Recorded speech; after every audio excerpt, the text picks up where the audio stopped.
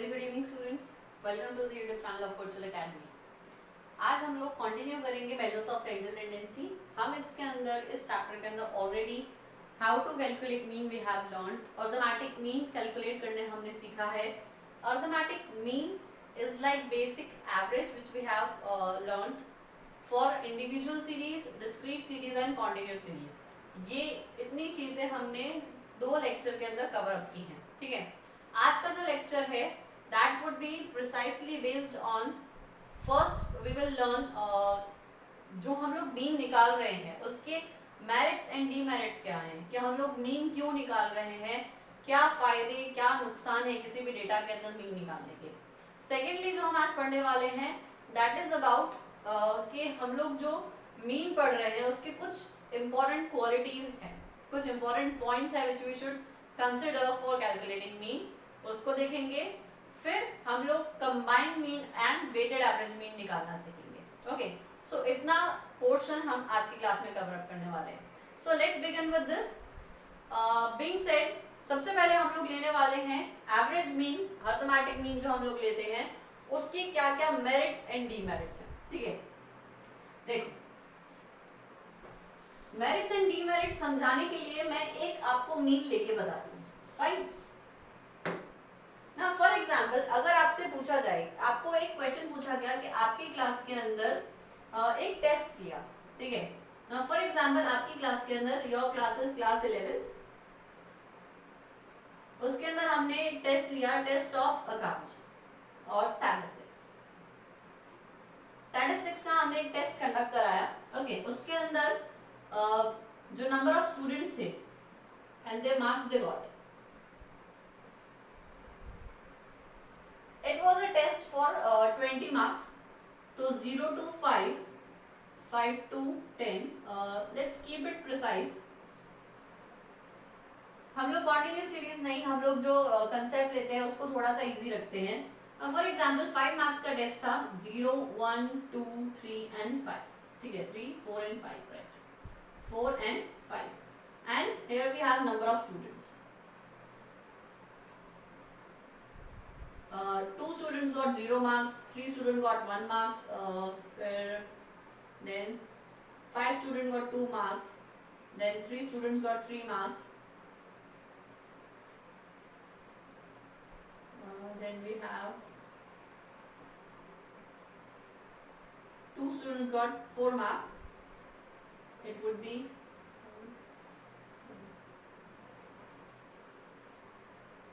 4 students got 5 marks. Now for example, total number of students was there, 20 number of total students was there in your class। आपकी class के अंदर 20 बच्चे थे, 20 बच्चों का हमने स्टैटिस्टिक्स का टेस्ट लिया जो कि 5 मार्क्स का था। इनमें से 2 बच्चे ऐसे थे जिनको 0 मार्क्स मिले, 3 बच्चे ऐसे थे जिनको 1 मार्क्स मिले। 5 students was there who got 2 marks, 3 students was there who got 3 marks, 2 students were there who got 4 marks and 4 students got 5 marks। Precisely अगर मुझे ये डेटा समझना है, ठीक है, अब ये डेटा मुझे मंगाया गया कि आपके प्रिंसिपल सर ने या फिर जो भी आपका जो मैनेजमेंट है, कॉमर्स फैकल्टी का जो मैनेजमेंट है उसने मंगाया डेटा कि आपकी क्लास 11 के अंदर स्टैटिस्टिक्स के अंदर बच्चे कैसे परफॉर्म कर रहे हैं। ठीक है, अब मैं वहां पे 20 के 20 बच्चों के मार्क्स तो नहीं बता सकती, जो मैनेजमेंट है उसको डिसीजन निकालना है कि कैसा परफॉर्म कर रहे हैं, हमको और स्टैटिस्टिक्स के ऊपर कितना फोकस करने की जरूरत है, थिंग्स लाइक दैट सॉर्ट। ठीक है, तो उसके लिए हमारे पास जो मैनेजमेंट का पर्पस था वो क्या था, उनको डिसाइड करना है कि बच्चे स्टैटिस्टिक्स में ओवरऑल कैसा परफॉर्म कर रहे हैं। तो ओवरऑल में यहाँ पे एक एक बच्चे के मार्क्स नहीं बता सकते, so what I have to calculate is average. मुझे क्या निकालना पड़ेगा, एवरेज। ठीक है, सो एवरेज मुझे निकालना पड़ेगा कि किस बच्चे के कितने मार्क्स आए। तो एवरेज अगर मेरे को निकालने के लिए बोला जाए, ठीक है, सो कैसे निकलेगा। नाउ सिंपल मेथड से एवरेज निकालते हैं, it is like 0, 3 multiplied fx निकाल रहे हैं हम लोग। अगर आपको याद है तो 0 multiplied by 2 is 0, 1 multiplied by 3 is 3, 2 5s are 10, then 3 3s are 9, 4 2s are 8 and 5 4s are 20। तो टोटल निकाल लो, that is your sigma fx।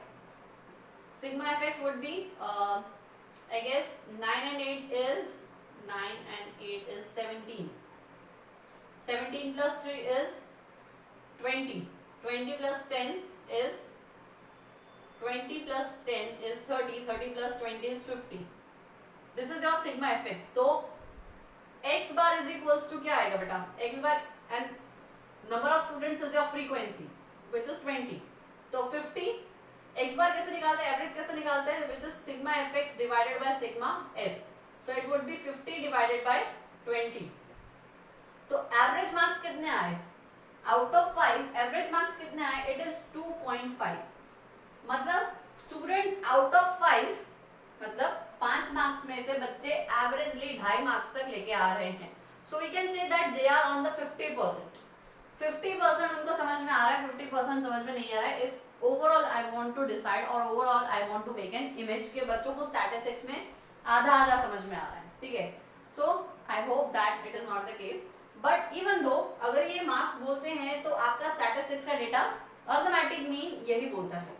Now the question is कि यहाँ पे सबसे पहले इसका बेनिफिट क्या है कि आपको एक ओवरऑल फिगर रिप्रेजेंट करवाता है पूरे डेटा के लिए.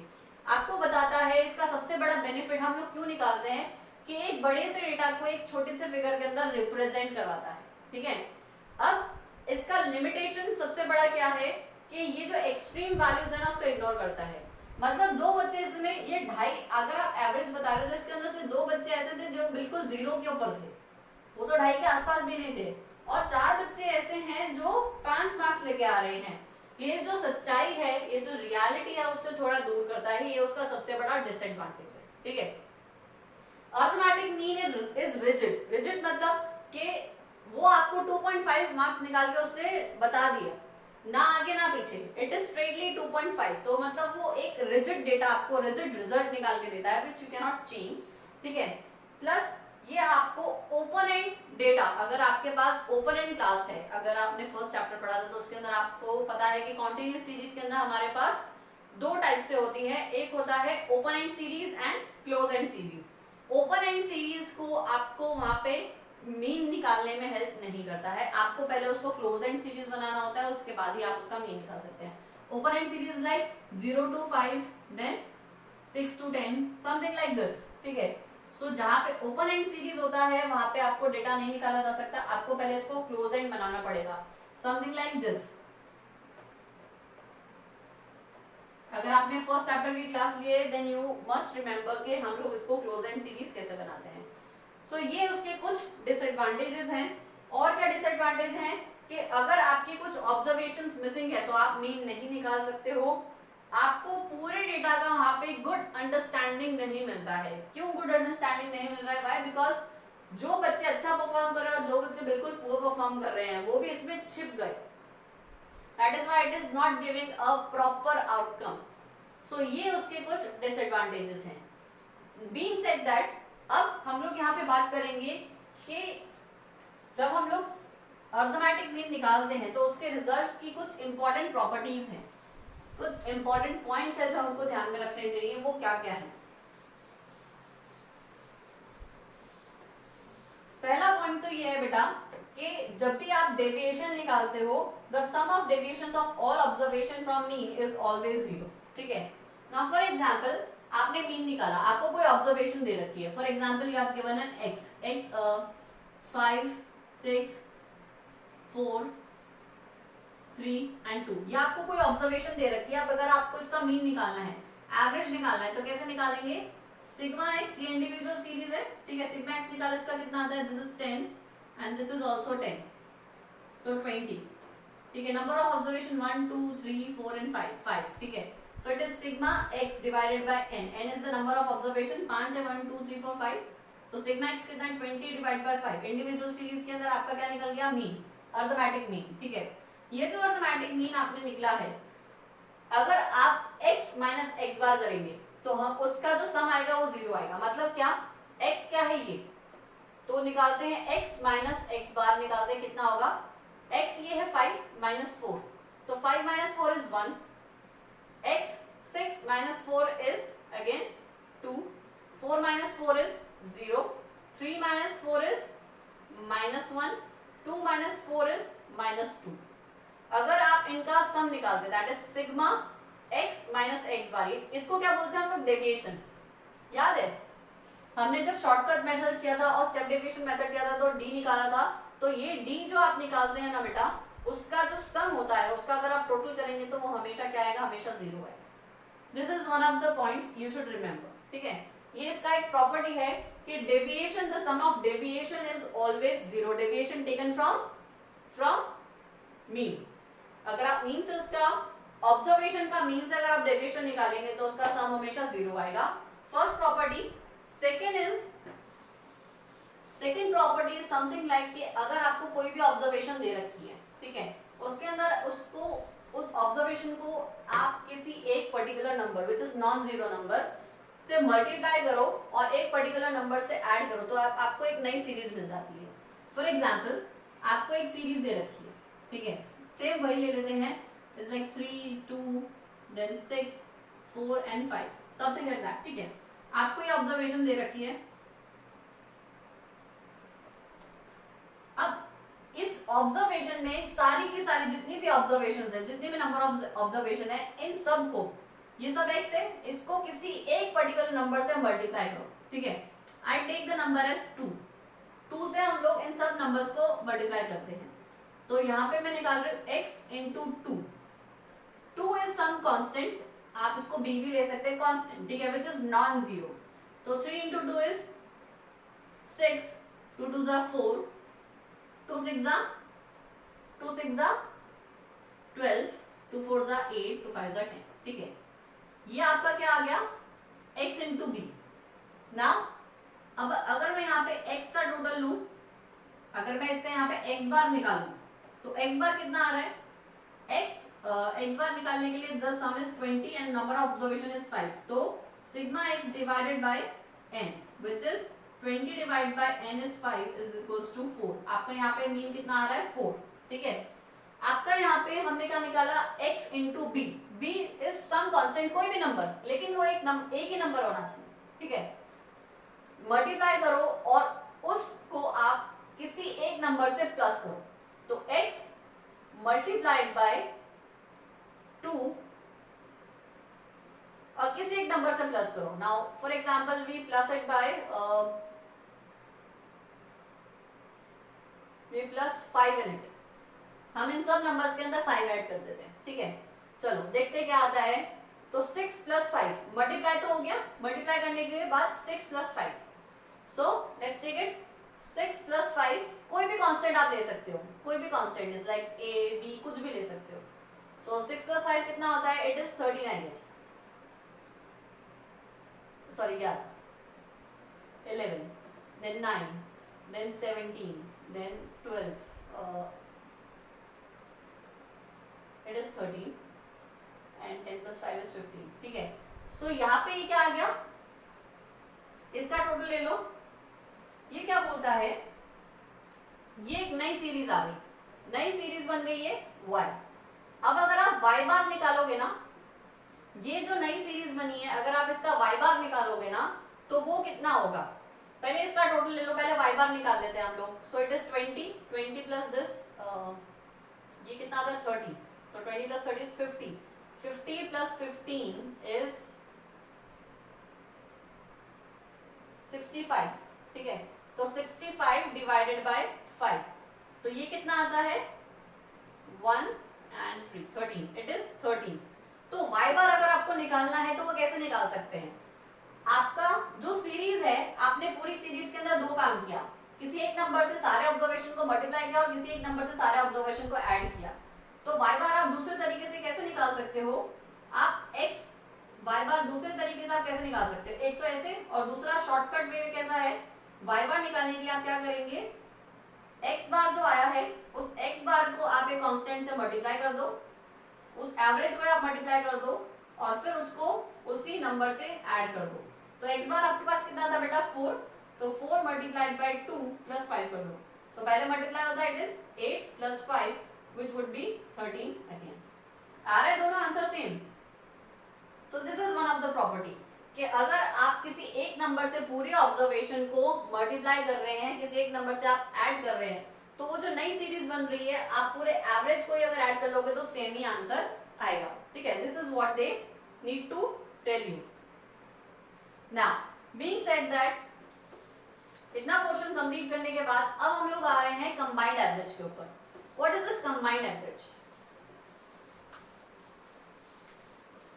अगर आपको दो तीन एवरेजेस दे रखे हैं अलग अलग, आपको दो तीन एवरेजेस दे रखे हैं, for example average marks of statistics, average marks of economics, average marks of accounts, average marks of for example this business studies that is OCM. अगर आपको इस तरह से दे रखा है तो आप क्या करेंगे, तो आप उसका कंबाइंड एवरेज कैसे निकालेंगे? So combined mean is, it is known as the mean of two or more groups of observations. We can find mean of the combined group. Such a value is called as combined mean. कैसे निकालते हैं, बहुत ध्यान से सुनो, ठीक है. Let's take a question लेते हैं और उसके बाद निकालना सीखते हैं कि combined mean कैसे निकलता है. Okay, so let's start with it. A factory owner knows that the mean monthly production from Jan to March is 350 items. ठीक है, months and mean production, average production. आपको ऑलरेडी एवरेज दे रखा है, average production. Question में क्या बोल रहा है कि the production manager knows, the factory owner knows the mean monthly production. Mean monthly मतलब average monthly production from Jan to March. तो जनवरी, फरवरी, मार्च, 3 महीने का average production Jan to March is like 3 months. 3 months का एवरेज प्रोडक्शन कितना है बेटा? 350 आइटम्स. Average production is 350. ठीक है. Then from April to August, तो अप्रैल टू अगस्त कितना महीना होता है? April to August. तो April, May, June, July and August. So it is 5 good months. Then इसका आपका प्रोडक्शन दे रखा है, एवरेज प्रोडक्शन इज 254. ठीक है. नेक्स्ट इट सेज कि and from September to December it is 315 items. September to December it is 350 items. 350, right? Yes. So September to December कितना months होता है? September, October, November and December. It is 4 months. ठीक है. ये आपको दे रखा है. Now it says find the mean monthly production for that year. Mean monthly production of that year. आपको निकालना कैसे है? आपको निकालना है, ये मंथ जो है ना आपको नंबर्स दे रखे हैं, number of months. So this is n and this is your x bar. This is x bar 1 ये फर्स्ट एवरेज है, this is x bar 2 ये आपका सेकंड एवरेज है, अर्थमेटिक मीन है, ये आपका थर्ड अर्थमेटिक मीन है. तो आपको क्या करना है, सबसे पहले आपको n into x bar करना है, n multiplied by x bar. तो 3 into 350, 3 into 350 is 15 and 10. Then 5 into 2 54.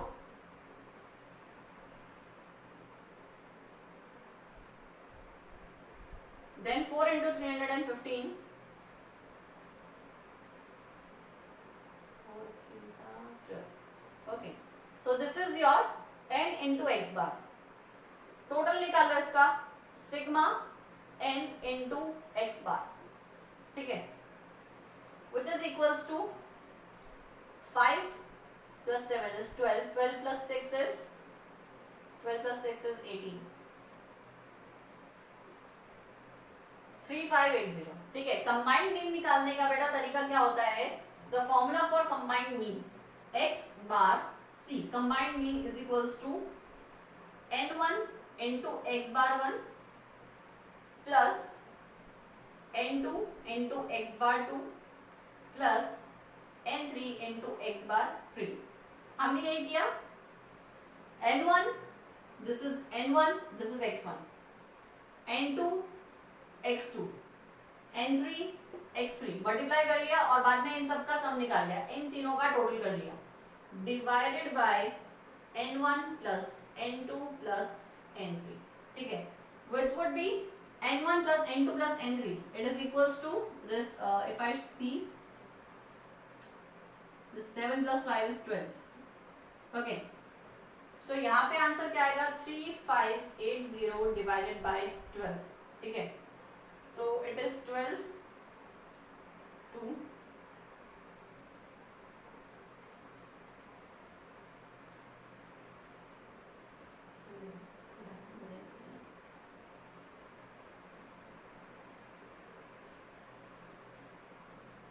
yes, it is 290. I get the average is 290. तो combined 3580 is 298.33 something आता है. Okay, 298.33 something.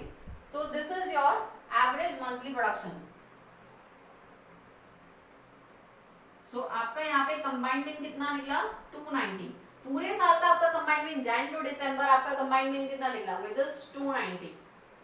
इन सब averages का आपने average निकाला, मतलब averages का भी आपने average निकाला in short. Okay, so this is your how you calculate a combined mean. Now if we are coming towards weighted mean, अब कुछ ऑब्जर्वेशंस आपकी ऐसी होती है, जैसे यहाँ पे हमने क्या इग्नोर किया कि जैसे जैसे आपका ईयर क्लोज हो रहा था, आपको अगर ज्यादा weightage closing of the year के क्लोजिंग टाइम के ऊपर देना था, आपने यहाँ पे हर एक महीने को सेम वेटेज दिया, हर एक महीने को सेम वेटेज दिया, चाहे वो जैन हो, चाहे मार्च हो, चाहे दिसंबर हो, चाहे सितंबर हो, हर एक मंथ को आपने सेम एवरेज दिया. बल्कि आपको देखना था कि भले स्टार्टिंग के अंदर जैसा भी रिजल्ट है, एंड तक आते आते मुझे अच्छा रिजल्ट चाहिए था, तो उसके लिए आपको क्या करना था बेटा, for that what you have to do is आपको वेटेड एवरेज निकालना चाहिए. When you have some observations which is more important than others, अगर आपको कुछ एवरेज के ऊपर, कुछ ऑब्जर्वेशन के ऊपर ज्यादा फोकस करना है, ज्यादा उसको वेट देना है, या फिर आप इन शॉर्ट कह सकते हैं कि उसको अगर आपको ज्यादा इंपॉर्टेंस देना है तो आप उसके लिए वेट असाइन कर सकते हैं. ठीक है, for example if I want to know कि हमारी कंपनी है वो प्रॉफिट्स कमा रही है 2016, 17, 18, 19, 20 से प्रॉफिट कमा रही है. 2016 का प्रॉफिट मेरे लिए कम मायने रखता है, कम वेट रखता है रादर देन के अभी रिसेंट ईयर के प्रॉफिट्स. 2019, 2020 के प्रॉफिट्स मेरे लिए ज्यादा इंपॉर्टेंट है. तो अगर मुझे उसका मीन निकालना है, एवरेज निकालना है, तो I will go for weighted average. क्यों? क्योंकि मैं फर्स्ट जो 2016 का ईयर है उसको कम वेट दूंगी, उसको कम इंपॉर्टेंस दूंगी रादर देन 2020 का. So how do we assign? Just simply the weights is like, let's get to a question. It said the student gets 35 marks in theory paper, 15 marks in practical examination and 5 marks in oral examination of a subject. ठीक है, क्या बोल रहा है? A student gets 35 marks in theory paper. तो theory paper के अंदर let's take it as x1. theory paper के अंदर उसको 35 marks मिले, not x bar, it is x2. Theory paper के अंदर उसको 35 मार्क्स मिले, प्रैक्टिकल के अंदर 15 मार्क्स मिले एंड ओरल एग्जामिनेशन में he got 5 marks. He got 5 marks respectively. The school gives weights 4, 2 and 1 respectively to these types of examination. वो सबसे ज्यादा वेट किसको देते हैं? थ्योरी पेपर को, which is 4. ज्यादा इंपॉर्टेंस वो थ्योरी पेपर को देते हैं.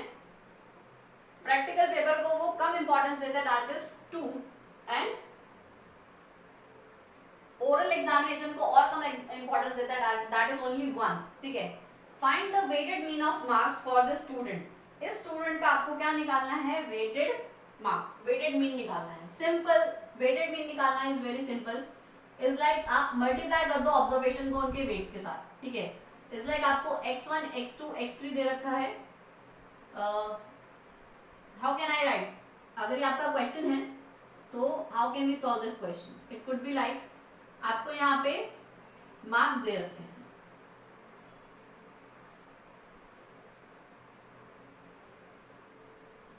मार्क्स दे रखे 35, 15 एंड 5. ठीक है, ये आपके मार्क्स से अलग अलग थ्योरी पेपर के, फिर प्रैक्टिकल के, फिर ओरल के. Then weights is 4, 2 and 1. What you have to do is, ये आपका x है और ये आपका w है, तो आपको x into w करना पड़ेगा. x को w के साथ मल्टीप्लाई, वेट्स के साथ मल्टीप्लाई करो. सो मल्टीप्लाई करो, इसको कितना आता है? 140, this is 30 and this is 5.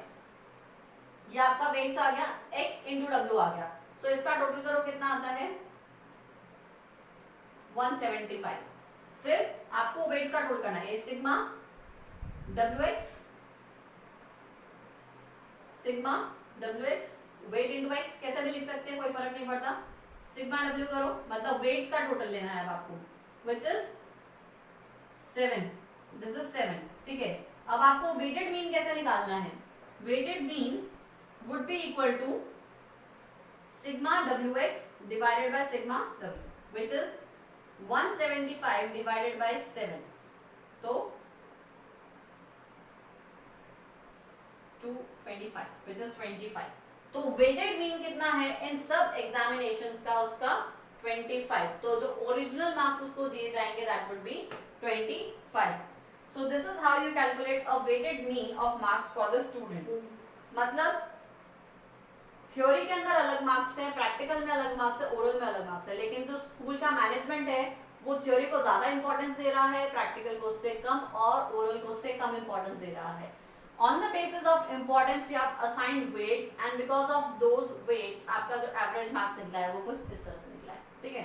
So this is how you calculate weighted average mean।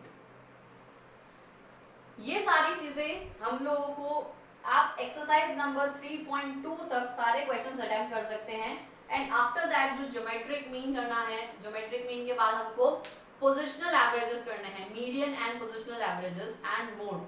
तो ये हम लोग आगे आने वाले क्लासेस में करेंगे। आप अभी के लिए एक्सरसाइज नंबर 3.2 आपकी बुक का जो है वहां तक आप सारे क्वेश्चंस अटेम्प्ट कर सकते हैं। आई एम नॉट सेइंग कि मैंने आपको सारे क्वेश्चंस कराए हैं, but if there is any problem in any question I will make sure कि मैं आपको वो सारे क्वेश्चंस यहाँ पे बोर्ड पे कराऊं। But first what you have to do is you have to attempt all the questions by yourself. Okay, so this is it for today. आज की क्लास हम लोग यहीं पे रेस्ट करते हैं एंड सी यू टुमारो।